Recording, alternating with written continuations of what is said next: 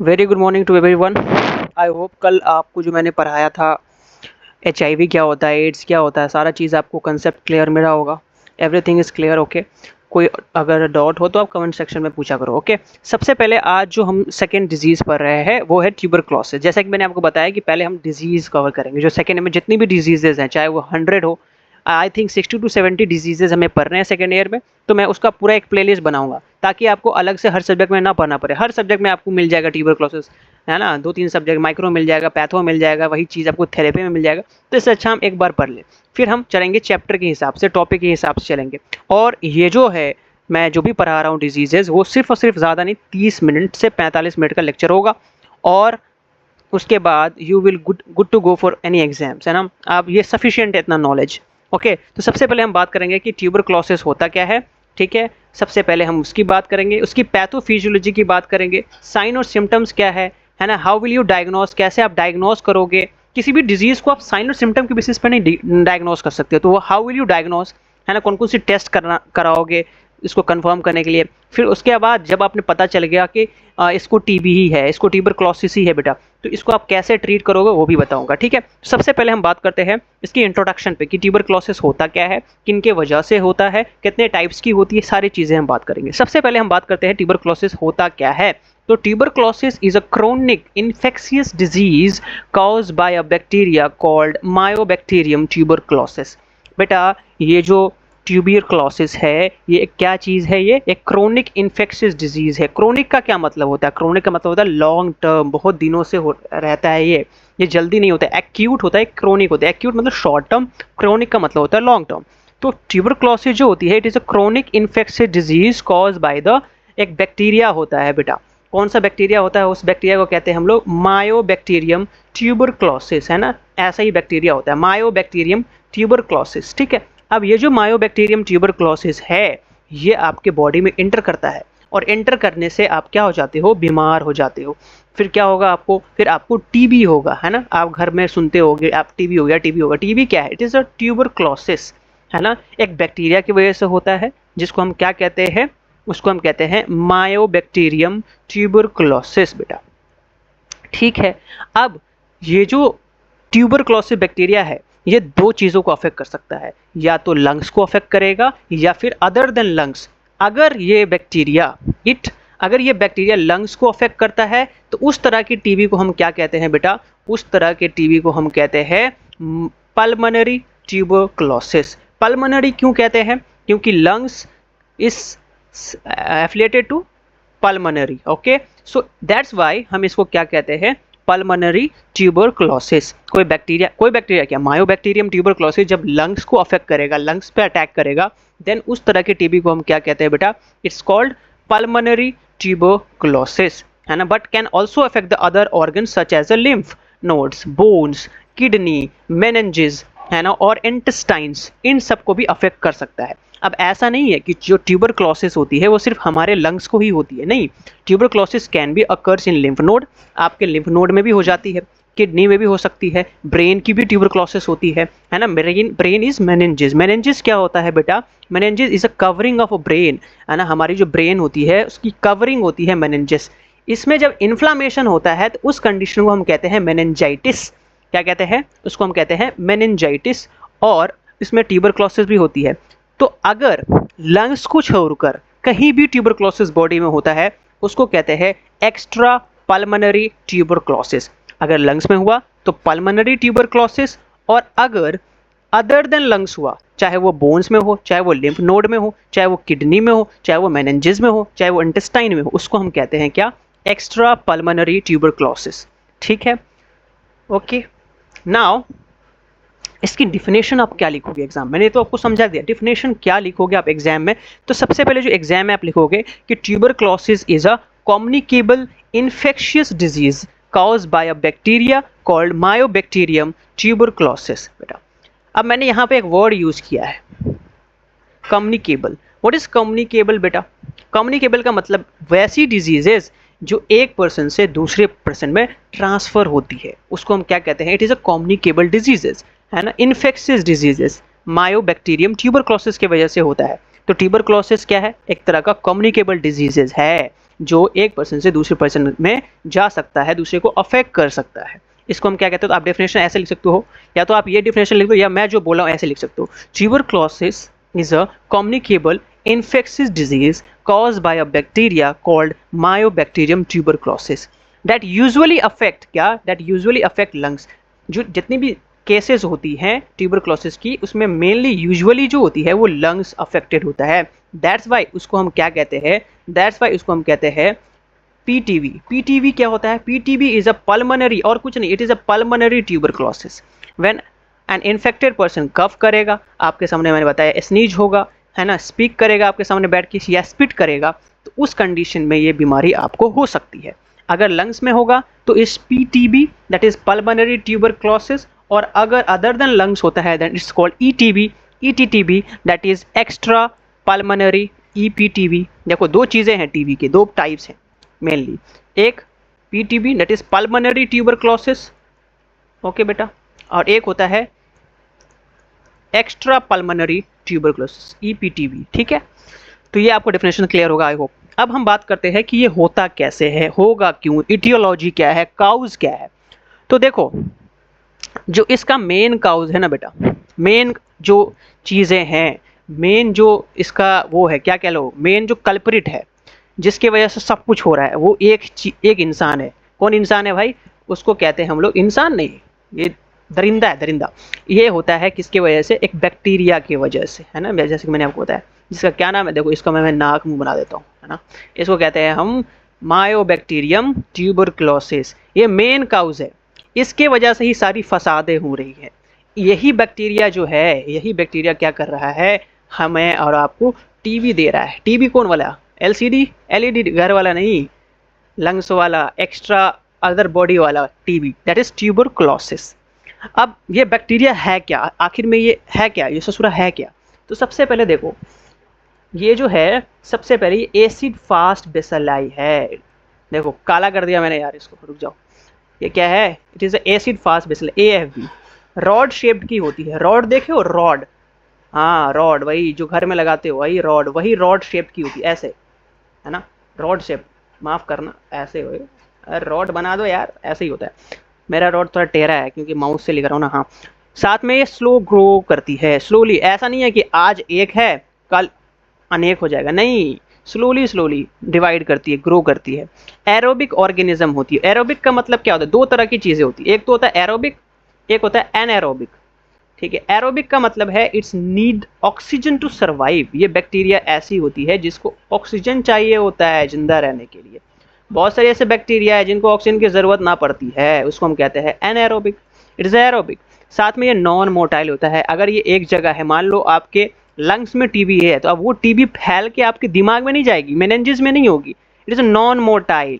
ठीक है, उसके नॉन स्पोर फॉर्मिंग, ना ही इसको अंदर में कोई स्पोर्स होती है।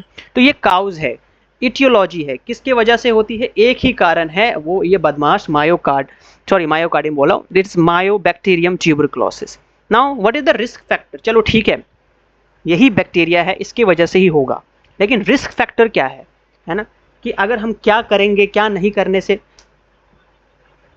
क्या करने से होगा, क्या करने से नहीं होगा, रिस्क फैक्टर क्या है? रिस्क फैक्टर है, अगर किसी पर्सन को एड्स है, मैंने कल बात किया ना एड्स के बारे में, किसी को अगर एड्स है, किसी को HIV है, तो उस पर्सन को 110% अपॉर्चुनिस्टिक डिजीज होगी, और उस अपॉर्चुनिस्टिक डिजीज में one of the most important चीज उस पर्सन को क्या होगा, बताओ?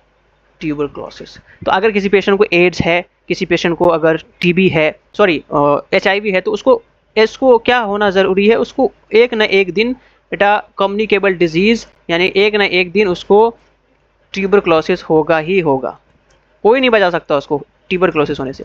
दूसरा, अगर किसी को डायबिटीज़ मेलाइटस है, तो यानी कि किसी को शुगर की बीमारी है ना, डायबिटीज़ है, तो उसमें भी टीबी होने का चांस ज़्यादा है। माल न्यूट्रिशन, खाता पीता नहीं है ना, माल न्यूट्रिशन की कमी हो गई है ना, तो उसको भी टीबी होने की ज़रूरत है। कोई सुट्टा मार रहा है ना, सिगरेट पे सिगरेट फूका जा रहा है, उसको भी ट्यूबरक्लोसिस होगा, है ना। अल्कोहल पी रहा, दारू साटी पार्टी शाटी चल रही है, लेकिन इसको भी हो सकता है। तो रिस्क फैक्टर सबसे ज़्यादा जो होता है, मैं कहूँगा HIV और एड्स वाले पेशेंट में ज़्यादा होता है, डायबिटीज़ वाले पेशेंट में भी होता है, माल न्यूट्रिशन, स्मोकिंग वगैरह कर रहे हो। हाँ, कोई ऐसा पेशेंट है बेटा, कोई ऐसा पेशेंट है जिसकी अभी अभी सर्जरी हुई है, तो उसको हम क्या रखते हैं, जो पेशेंट की सर्जरी होती है उसको हम इम्यूनोसप्रेशन देते हैं कि नहीं देते हैं, ताकि उसकी इम्यून सिस्टम सप्रेस रहे, ताकि वो जो ऑर्गन हमने लगाया है या हमने ऑर्गन ट्रांसप्लांट किया है वो सही से रहे, हमारी उसकी इम्यून सिस्टम उसको किल ना करे फॉरेन बॉडी समझ के, तो हम उसे क्या देते हैं, इम्यूनोसप्रेशन देके, है ना, इम्यून सिस्टम को वीक कर देते हैं। तो और टीबी इसी मौका का फायदा उठाती है बेटा। टीबी क्या है ना, मौका ढूंढती है कि बॉडी में कैसे घुसे, क्योंकि अगर हमारी इम्यून सिस्टम मजबूत रहेगी तो अकेले दम पे क्या कर सकती है, वो ट्यूबरक्लोसिस को फेंक सकती है। कहाँ कहाँ, रशिया, ठीक है। तो सबसे पहले क्या हो ना कि इम्यूनोसप्रेसेंट अगर आप खा रहे हो, है ना, इम्यूनोसप्रेसेंट अगर आप खा रहे हो तो उस पर्सन को टीबी होने के चांसेस ज़्यादा है। क्यों? क्योंकि हमारे इम्यून सिस्टम वीक है। कैंसर बेटा, कैंसर की केसेस में भी ट्यूबरक्लोसिस होने का चांसेस ज़्यादा होता है। चाहे आपकी क्रोनिक किडनी डिजीज़ में भी आपको टीबी हो सकती है। हाँ, आपको एक और चीज़ से सतर्क रहें, ओवर क्राउडेड लिविंग कंडीशन है, आप ऐसी जगह रहते हो जहाँ बहुत सारे लोग हैं, उस कंडीशन में भी आपको ट्यूबरक्लोसिस होने के चांसेस क्या है, 100% भी से ज़्यादा नहीं, लेकिन कह सकते कि हो सकती है। ठीक है, मान लो कि आपके घर में 4 लोग हैं, आपके घर में 4 लोग हैं और इन 4 लोग में से, ठीक है, एक को ट्यूबरक्लोसिस है बेटा, तो चांसेस है कि वो बाकी 3 लोग को भी ट्यूबरक्लोसिस हो सकती है अगर आप उनके साथ क्लोज कांटेक्ट में रहते हो। क्लोज कांटेक्ट का मतलब है कि साथ रह रहे हो, वो छींक रहा है, आपके मुंह में उसकी ड्रॉपलेट जा रही है, खांस रहा है, स्पिट कर रहा है, उस कंडीशन में भी आपको क्या हो सकती है, ट्यूबरक्लोसिस। तो ये रिस्क फैक्टर है। नाउ हम बात करते हैं कि ट्रांसमिशन कैसे फैलती है ना, ट्रांसमिट कैसे होता है बेटा। तो सबसे पहले क्या होता है कि जो ट्यूबरक्लोसिस होती है, it is a airborne droplet होती है ना। जैसे कि किसी बंदे ने छींका, कहाँ छींका, हवा में, अब वो हवा से कहा जाएगा वो बैक्टीरिया आपके बॉडी के अंदर इंटर कर सकता है। यहाँ देखो टीबी पेशेंट है, यहाँ देखो कहाँ गया, देखो टीबी पेशेंट है ना, ये टीबी पेशेंट है, अच्छे से समझो, उसने खांसा या स्निच किया, छींक आई उसे, तो जो ड्रॉपलेट्स है वो रिलीज होगी एयर में, उसकी न्यूक्लियाई, ठीक है, और वो और जो हेल्दी पर्सन है उसी इन्वायरमेंट में रह रहा है, तो वो क्या कर लेगा, उसको इनहेल करेगा। सांस लेते हो, सांस ले रहे हो आप, अच्छे से मज़े से सांस ले रहे हो। अब मान लो कोई टीबी पेशेंट है, उसने क्या किया, छींक दिया, क्योंकि आजकल तो भाई सिविक सेंस के नाम पे तो कुछ है ही नहीं कि भाई अगर छींक रहे हैं तो रुमाल ले ले, हाथ रख के छींके, नहीं, ऐसे ही छींक दिया हवा में, तो वो अगर आप उसके पास हो तो वो वाटर ड्रॉपलेट क्या करेगा, वो जो ड्रॉपलेट न्यूक्लिया है वो रिलीज होगा एयर में और वो एंटर कर जाएगा सांस के जरिए आपके बॉडी में, और वो आपके एल्वियोलाई में रीच करके आपको भी इन्फेक्शन काउज करेगा बेटा। तो ऐसे फैलती है बीमारी। किसी ने छींका या किसी ने कफ किया तो उसकी जो ड्रॉपलेट्स है वो रिलीज हो जाएगी पूरे एयर में, फिर आप वही एयर आप सांस में लोगे और वही सांस के ज़रिए आपकी एल्वियोलाई में वो जो बैक्टीरिया है वो एंटर करेगा और फिर आपका राम नाम सत्य है। फिर अब हम बात करते हैं कि पैथोफिजियोलॉजी क्या है। ठीक है, बैक्टीरिया आपकी एल्वियोलाई में आ गया, अब वो डिजीज़ कैसे काउज करेगा, आपको बीमार कैसे करेगा। तो सबसे पहले देखो कैसे बीमार करेगा, देखो बीमार कैसे करेगा, आपको बोल के थोड़ी बीमार करेगा कि हाँ भाई आ गया हूँ अब तो फार्मडी एकेडमी वाले सबको बीमार कर दूंगा, नहीं। सबसे पहले जैसे एंटर करा आपके एल्वियोलाई में, ठीक है, अच्छे से समझना, एंटर करा इसने एल्वियोलाई में, जैसे ही आपकी बॉडी में एल्वियोलाई में इंटर करेगा तो आपकी इम्यून सिस्टम क्या है, मजबूत है एकदम। इम्यून सिस्टम जो है ना वो क्या है, चौकीदार है आपका। जैसे ही वो इंटर करेगा, इम्यून सिस्टम एक्टिवेट हो जाएगा और फटाक से वो क्या करेगा, मैक्रोफेज को भेज देगा चालाकी में। मैक्रोफेज क्या करता है, वो बैक्टीरिया को ढूंढ के खाएगा, है ना, कि मार दूंगा फाड़ दूंगा, ठीक है। मैक्रोफेज क्या करेगा, इनगल्फ कर जाएगा उस बैक्टीरिया को। अब बैक्टीरिया को जैसे ही मैक्रोफेज इनगल्फ करेगा तो मैक्रोफेज समझेगा अरे अब तो मैं मार दूंगा इसको, खा लिया हूँ मैं, अब खा लिया मतलब मर गया। लेकिन बैक्टीरिया जो होता है बहुत मजबूत होता है, ताकतवर होता है, ये मायोबैक्टीरियम, ये क्या करता है कि उसके पेट में यानी कि जो मैक्रोफेजेज है उसके अंदर सर्वाइव कर जाता है, मरता नहीं है वो। जिससे क्या होगा, हमारी इम्यून सिस्टम जो होती है एक्टिवेट हो जाएगी और वो ग्रेनुलोमा फॉर्म करेगी, ठीक है। जिससे क्या होगा, कैसियस नेक्रोसिस होगा, और जब कैसियस नेक्रोसिस क्या होता है, it is a uncontrolled cell death होना स्टार्ट हो जाएगा बेटा एल्वियोलाइज की। जैसे क्या होगा, लेटेंट टीबी और एक्टिव टीबी जैसे सिम्टम्स आपको शो होगी। तो ये थी आपकी पैथोफिजियोलॉजी बेटा।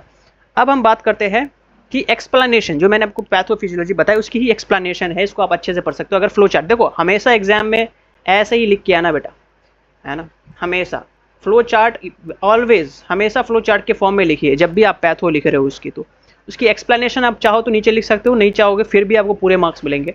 सबसे पहले जो बैक्टीरिया है वो इंटर करेगी लंग्स में, जो मैंने बताया है वही लिखा हुआ है। एल्वुलाई जो है मैक्रोफेज को इन्वॉल्व कर जाएगी, जो बैक्टीरिया है वो रेसिस्ट करेगी मल्टीप्लाई को, सेल इमीडिएट इम्यूनिटी डेवलप हो जाएगी, फिर ग्रेनुमास बनेगी, इन्फेक्शन का हो जाएगी, नेक्रोसिस होगा और आप ट्यूबरक्लोसिस के चपेट में आ जाओगे। अब ट्यूबरक्लोसिस के टाइप्स के बारे में हम थोड़ी सी चर्चा कर लेते हैं।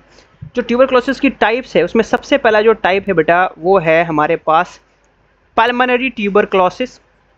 पल्मोनरी ट्यूबरक्लोसिस से आपको सीधा समझ में आना चाहिए ये टीबी कहाँ से रिलेटेड है, it is related to the lungs, है ना। पल्मोनरी ट्यूबरक्लोसिस ये मेनली किसको अफेक्ट करता है, लंग्स को। मैंने बता दिया था मोस्ट कॉमन है टीबी। अगर 10 लोग को टीबी है तो उसमें से मेरे ख्याल से 8 लोगों को कौन सी टीबी होती है, पल्मोनरी ट्यूबरक्लोसिस होती है बेटा, लंग्स की टीबी होती है। सिम्टम क्या होगा, खांसी रहेगा, 2 से वीक से ज़्यादा खांसी, 2 हफ्ते से वो बेचारा खांस खास के परेशान रहेगा। चेस्ट पेन होगा, है ना, चेस्ट पेन होगा, है ना, सीने में दर्द, साथ में सीने में दर्द होगा, और 2 महीने से खांस रहा है तो अब जो वो खांस रहा है तो कफ जो गिर रहा है उसके साथ ब्लड भी आएगा। मतलब स्प्यूटम के साथ क्या आएगा, स्प्यूटम मतलब स्प्यूटम इज क्या, स्प्यूटम इज कफ, ठीक है, कफ। अब इस स्प्यूटम के साथ ये येलो कलर की भी होती है, वाइट कलर की भी होती है, जब इसके साथ बेटा ब्लड आता है तो इट इज़ अ साइन कि क्या, किस चीज़ की साइन है कि ये ट्यूबरक्लोसिस है, पल्मोनरी ट्यूबरक्लोसिस है। साथ में फीवर होगा और वेट लॉस होगा। सबसे पहले चीज़ देखना, खांसी होगा। आप अगर चाहे किसी भी तरह की ट्यूबरक्लोसिस में लंग्स के मेनली आप देखो तो उसमें खांसी होगी, परसिस्टेंट कफ फॉर 2 वीक से ज़्यादा, 2 हफ्ते मतलब 14 दिन से ज़्यादा अगर है तो ये टीबी की सिम्टम है। चेस्ट पेन होगा, जब आप खांसी करोगे तो वेट जो निकलेगा, स्प्यूटम जो निकलेगा ब्लड उसके साथ रहेगा, फीवर रहेगा, वेट लॉस रहेगा, इसको हम कहते हैं पल्मोनरी ट्यूबरक्लोसिस। जो दूसरा टाइप है बेटा उसको कहते हैं हम लोग एक्स्ट्रा पल्मोनरी ट्यूबरक्लोसिस, EPTV। ये कौन सी होती है TB, other than lungs, lungs के अलावा कहीं हो, लिम्फ नोड में हो, बोन में हो, मेनेंजिस में हो, इंटेस्टाइन में हो, उसको हम क्या कहते हैं, extra pulmonary tuberculosis. Common site देखो कहाँ कहाँ होती है, लिम्फ नोड में होती है, प्लूरा में होती है, बोन्स में होती है, ज्वाइंट्स में भी टीबी होती है ना, मेनेंजिस में ही होती है, किडनी में भी टीबी होती है, इंटेस्टाइन में। सिर्फ टीबी लंग्स नहीं, आजकल लोग क्या समझते हैं ना कि टीबी का मतलब है कि लंग्स खराब हो गया, नहीं, वो अलग टीबी है, उसको कहते हैं पल्मोनरी टीबी, है ना, पल्मोनरी ट्यूबरक्लोसिस। और उसके अलावा भी हो सकती है, लिम्फ नोड में हो सकती है, प्लूरा में हो सकती है, प्लूरल मेम्ब्रेन जो होती है बेटा, बोन्स में किसी भी हड्डी में हो सकती है टीबी, जॉइंट्स में हो सकती है, मेनेंजिस में हो सकती है, किडनी में हो सकती है, इंटेस्टाइन में हो सकती है। सिम्टम जो होती है डिपेंड करती है कि कौन से ऑर्गन्स अफेक्टेड हैं, उस पर डिपेंड करती है, ठीक है। तीसरा जो टाइप है बेटा वो है एक्टिव ट्यूबरक्लोसिस, है ना। तीसरा टाइप क्या है, एक्टिव ट्यूबरक्लोसिस। क्या होता है, व्हाट इज एक्टिव ट्यूबरक्लोसिस। अब एक्टिव ट्यूबरक्लोसिस में क्या होता है, जो बैक्टीरिया होती है मल्टीप्लाई करती है एंड काउज करती है डिजीज। सिम्टम जो होती है आर प्रेजेंट होती है, और स्पेशली पल्मोनरी टीबी में क्रोनिक कफ होना, फीवर होना, नाइट का स्वेट आना, वेट लॉस होना, है ना। देखो ये सब मैं आपको सारे सिम्टम, मैं तो टाइप्स के साथ साथ उसकी सिम्टम ही बता रहा हूँ, लेकिन मैं एक पेज ऐसा भी ऐड किया हूँ जिसमें कॉमन सिम्टम है कि ये सिम्टम देखते ही आप बोल दोगे टीबी है, उसके बाद आप डिसाइड करो कि कौन सा टीबी है, ठीक है। अब देखो ये जो पेज है इसमें जनरल सिम्टम्स है, ठीक है। जनरल सिम्टम्स क्या क्या है, देखो सबसे पहले जो है टीबी वाले पेशेंट में वो फीवर है। अब किसी को फीवर है इसका मतलब थोड़ी कि ट्यूबरक्लोसिस है। नाइट का स्वेट, हमेशा रात में पसीना आएगा उसको। अब गर्मी का सीजन चल रहा है तो पसीना तो आना है, लेकिन फीवर के साथ अगर पसीना आ रहा है रात में, स्पेशली दिन में नहीं है, रात में आ रहा है, तो ये साइन होता है बेटा किसका, ट्यूबरक्लोसिस का। वेट लॉस हो रहा है ना, वेट लॉस हो रहा है, फटीग है, बदन हाथ में दर्द है, लॉस ऑफ एपेटाइट है, तो ये जो सिम्टम है ये ट्यूबरक्लोसिस में ही आती है। क्या होना, भूख नहीं लगना, वेट लॉस होना, रात में पसीना आना, फीवर होना, परसिस्टेंट कफ होना 2 वीक से ज़्यादा, स्प्यूटम निकलना यानी कि वेट कफ होना, साथ में ब्लड का आना, है ना, ये सब चीज़ें मैंने, शॉर्टनेस ऑफ ब्रीथिंग। तो ओवरऑल आप इतना जानो कि टीबी के पेशेंट को पहचानने का सबसे आसान तरीका है कि उसको खांसी होगा 14 दिन से ज़्यादा, परसिस्टेंट कफ 2 हफ्ते से ज़्यादा होगा, और जब वो खांसेगा तो बेटा उसमें क्या होगा, ब्लड आना स्टार्ट होगा। तो उस पर्सन को सिंपली आप डायग्नोस कर सकते हो कि the person is infected with the Mycobacterium tuberculosis, और वो पर्सन सफ़र कर रहा है किससे, टीबी से बेटा, टीबी से। ठीक है, फीवर हो रहा है इसको, ठीक है। उसके बाद वेट लॉस होगा, फटीग होगा, फटीग होगा, फटीग होगा, ठीक है। उसके बाद कफ होगा, फीवर होगा, नाइट स्वेट होगा, वेट लॉस होगा। ये जो है, ये चीज़ देखो नीचे मैंने लिखा है, इसको घेर रखा है, ठीक है। अब ये जो है टीवी में, ये आपको देखना है, बस इतना देख लोगे काफ़ी है। कफ होना, फीवर रहेगा, नाइट में पसीना आना, और वेट लॉस अगर है तो ट्यूबरक्लोसिस 100% कन्फर्म है। इससे भी कन्फर्म नहीं हो रहा तो आप टेस्ट करवाओ, डायग्नोसिस करवाओ। देखो कौन कौन सी डायग्नोसिस करवा सकते हो बेटा। सबसे पहले जो डायग्नोसिस करवाते हैं हम ट्यूबर पेशेंट में, सबसे पहले हम उसको करवाते हैं क्या, स्प्यूटम सीमर माइक्रोस्कोपी करवाते हैं। जब हम किसी को खांसी हो रहा है तो कफ भी गिर रहा होगा, उस कफ का हम सैंपल लेते हैं और उसकी स्प्यूटम सीमर माइक्रोस्कोपी करवाते हैं, और हमें वहाँ पे मिल जाता है क्या, बैक्टीरिया एसिड फास्ट बेसिलाई हमें वहाँ पे दिख जाती है, तो कंफर्म हो जाता है कि उसे ट्यूबरक्लोसिस है। दूसरा टेस्ट है जीन स्पॉट टेस्ट। इसमें भी हम क्या करते हैं, डिटेक्ट करते हैं टीबी की डीएनए को, ठीक है। उसके बाद हम करवाते हैं मेंटॉक्स टेस्ट। ये जो मेंटॉक्स टेस्ट है, ये स्किन टेस्ट होता है। इसमें क्या करते हैं कि हम एक आर्म लेते हैं, ठीक है, एक आर्म लेते हैं, चाहे कोई सा भी आर्म ले लो, राइट वाला या लेफ्ट वाला। उसमें हम क्या करते हैं कि मायोबैक्टीरियम टॉक्सिन्स डालते हैं, ठीक है, इंजेक्ट करते हैं, और उसकी रिस्पॉन्स चेक करते हैं।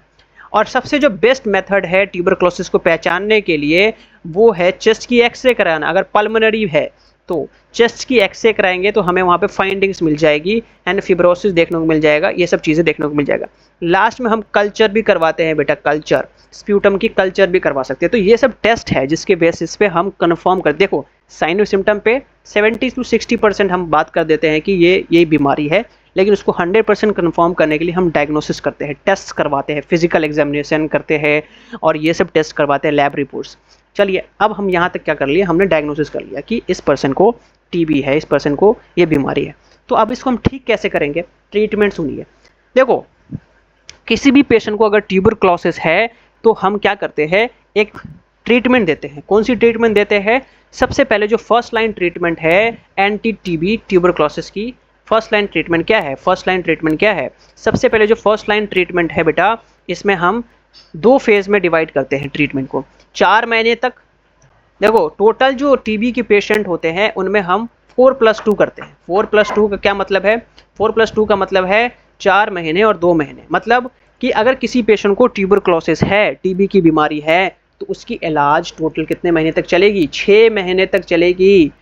और याद रखना, इस 6 महीने में अगर एक दिन भी मेडिसिन स्किप होती है तो वापस उसी दिन से काउंट होगा जिस दिन अगले दिन से खिलाओगी। मतलब कि इसमें आप मेडिसिन को स्किप नहीं कर सकते हो। आप ऐसा नहीं है आज खाया कल नहीं खाया, नहीं, तब ट्यूबरक्लोसिस नहीं ठीक होगा।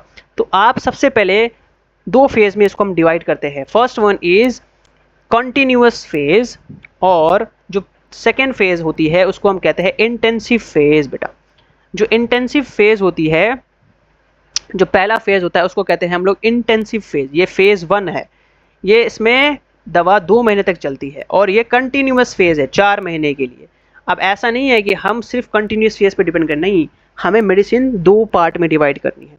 पहले 2 महीने में हम 4 मेडिसिन चलाते हैं, और उसके बाद 2 महीने कंप्लीट होने के बाद उसके बाद 4 महीने और उसको थेरेपी देते हैं, लेकिन सिर्फ और सिर्फ 2 मेडिसिन चलता है। मेरी बात सुन लो, इसको मैं आपको अच्छे से समझाता हूँ। एक सेकंड, मुझे एक नया स्लाइड ऐड करने दो, ठीक है। ये देखो, अरे यार एक सेकंड रुक जाओ, कट करता हूँ मैं, एक ये हटाया, हाँ देखो मेरी बात सुनो, यहाँ देखो, हमने सबसे पहले जो ट्यूबरक्लोसिस लिया, ठीक है, ट्यूबरक्लोसिस लिया, सबसे पहले इसको हमने 2 पार्ट में डिवाइड करना है। एक तो इंटेंसिव फेज और दूसरा कंटिन्यूअस फेज है। टोटल ट्रीटमेंट कितने महीने चलने हैं, टोटल ट्रीटमेंट जो चलेगी टीबी के पेशेंट को 6 मंथ। कितने मंथ चलेगी, 6 मंथ चलेगी। 6 मंथ को हम डिवाइड करेंगे 4+2, 2+4 कह लो या 4+2 कह लो, ठीक है, 2+4 कह लो। पहले 2 महीने जो चलेगा दवा, वो 4 मेडिसिन चलती है। इनको कितनी मेडिसिन चलती है, 4 मेडिसिन, ठीक है। और फिर 4 महीने बचे हुए जो 4 महीने हैं, इसमें हम 2 मेडिसिन चलाते हैं, सिर्फ और सिर्फ 2 मेडिसिन चलती है। ठीक है। तो शुरू के जो 2 महीने होते हैं उसमें हम 4 मेडिसिन चलाते हैं। कौन कौन से मेडिसिन चलाते हैं? सबसे पहले हम इसमें चलाते हैं आइसोनायाजाइड, रिफेम्पिसिन, पैराजिनामाइड्स और इथेम्बिटोल। मेरी बात सुनो, ऐसे याद रख सकते हो। पहले जो 2 मंथ होती है उसमें हम मेडिसिन चलाते हैं ऐसे, रिप, RIP, RIP और साथ में E। ये जो है R for rifampicin, it is antibiotics, isoniazid, P for pyrazinamides और E फॉर इथेम्बिटोल। ये 4 मेडिसिन लगातार बिना रुके 2 महीने तक पेशेंट को देना है। मान लो आज डे 5 है, डे 1 से डे 5 तक आपने अच्छे से खिलाया, लेकिन डे 5 को आपने ये दवा, एक दवा या 2 दवा स्किप हो गई बेटा, तो वो काउंट नहीं होगा। वो सीधा फिर अगले दिन जो आप खिलाओगे मेडिसिन, तो वो डे 1 से स्टार्ट होगा। तो आपको स्किप नहीं करना है डोज, है ना, स्किप नहीं करना है उसकी जो फॉर्मेशन है। फिर लास्ट की जो 4 महीने हैं इसमें हम सिर्फ 2 मेडिसिन चलाते हैं, एक रिफेम्पिसिन चलाते हैं और एक आइसोनायाजाइड चलाते हैं। ठीक है, ठीक है। अब इसमें भी चेंजेस हुई है बेटा, मेडिसिन में अभी भी चेंजेस हुई है, मेडिसिन में इनमें चेंजेस हुई है। आइसोनायाजाइड, रिफेम्पिसिन, इनमें चेंजेस हुई है। अब नए गाइडलाइंस आई है, अब 4 मेडिसिन, 2 मेडिसिन में इनमें परिवर्तन हुई है, चेंज की गई है। ठीक है, तो ये था टोटल ट्रीटमेंट जो ट्यूबरक्लोसिस की होती है वो 4 महीने 6 महीने की होती है। उसको 2 पार्ट में डिवाइड किया है हमने। इंटेंसिव फेज में 4 मेडिसिन चलेगी, HRZE चलेगी, यानी कि HRZE रिजीम होता है इसके बेस पे, यानी कि एक तो चलेगा H for isoniazid, R for rifampicin, Z for pyrazinamide, E for ethambutol. ये चारों मेडिसिन चलेगी इंटेंसिव फेज में। फिर उसके 2 महीने के बाद मेडिसिन खाने के बाद पेशेंट 4 महीने तक और मेडिसिन खाएगा, लेकिन सिर्फ 2। फर्स्ट वन इज आइसोनायाजाइड और दूसरा रिफेम्पिसिन। तब जाकर वो पेशेंट ट्यूबरक्लोसिस से क्योर हो जाएगा। कंप्लीट क्योर है बेटा। ट्यूबरक्लोसिस को हम पूरी तरह से ठीक कर सकते हैं, लेकिन एड्स को हम पूरी तरह से ठीक नहीं कर सकते। ठीक है, तो ये था आपका पूरा टॉपिक कि हमने सबसे पहले क्या क्या पढ़ा। देखो, सबसे पहले जो हमने पढ़ा है यहाँ पे, सबसे पहले पढ़ा हमने क्या, इंट्रोडक्शन कि ट्यूबरक्लोसिस होता क्या है ना, डिफिनेशन पढ़ा, इटियोलॉजी पढ़ा कि किन कारणों की वजह से होता, मैंने अच्छे से एक्सप्लेन करा। फिर रिस्क फैक्टर मैंने पढ़ा, फिर ट्रांसमिशन मैंने पढ़ाया कि कैसे फैलती है, फिर पैथो पढ़ाया मैंने इसकी, फिर मैंने एक्सप्लेन किया पैथो को, पहले भी एक्सप्लेन किया था, फिर टाइप्स को पढ़ाया अच्छे से। ठीक है, इतना टाइप्स काफ़ी है। ठीक है, उसके बाद मैंने साइन एंड सिम्टम्स बताए, फिर हमने डायग्नोसिस किया कि चलो साइन एंड सिम्टम के बेसिस में पता चल गया कि ऐसे अगर कफ होगा, नाइट में स्वेट होगा, फीवर होगा, स्प्यूटम निकलेगा, है ना। ये चीज़ याद रखना, साइन, जितना साइन और सिम्टम याद रखोगे उतना बतलाओगे। तो आपको बस याद रखना है इतने से बस। कफ अगर है परसिस्टेंट 2 वीक से ज़्यादा, स्प्यूटम है अगर ब्लड से ज़्यादा, अगर नहीं भी आ रहा तो कोई दिक्कत नहीं है, फीवर है, नाइट स्वेट आ रहा है और वेट लॉस है, तो कंफर्म नहीं होता है कि वो टीबी है, तो उसको कंफर्म करने के लिए हम ये टेस्ट करवाते हैं बेटा, है ना। माइक्रोस्कोपी करवाएंगे, जीन एक्सपर्ट टेस्ट करवाएंगे, मेंटॉक्स टेस्ट करवाएंगे, चेस्ट एक्सरे करवाएंगे, कल्चर करवाएंगे। इससे पता चल जाएगा कि ये बंदे को टीबी है। अब जब हमें पता चल गया कि इसे टीबी है तो हम ये दवा देंगे इसको 2 फेज़ में। एक तो इंटेंसिव फेज चलता है और एक चलता है आपको कंटिन्यूस फेज। इंटेंसिव फेज 2 महीने के लिए चलता है बिना रुके, है ना। 4 मेडिसिन देते हैं इसमें, आइसोनायाजाइड, रिफेम्पिसिन, पायराजिनामाइड, इथेम्बिटोल। और कंटिन्यूस फेज में हम 2 मेडिसिन यूज़ करते हैं, एक तो आइसोनायाजाइड यूज़ करते हैं और एक यूज़ करते हैं हम रिफेम्पिसिन। ठीक है, और वो पर्सन ठीक हो जाएगा बेटा। तो ठीक है, थैंक यू, मिलते हैं नेक्स्ट लेक्चर में नए डिजीज़ के साथ। आई होप आपको अच्छा लगा होगा वीडियो, और अगर कोई क्वेश्चन हो, है ना, तो क्या कर सकते हैं, इसको हम ठीक कर सकते हैं। ठीक है, थैंक यू सो मच।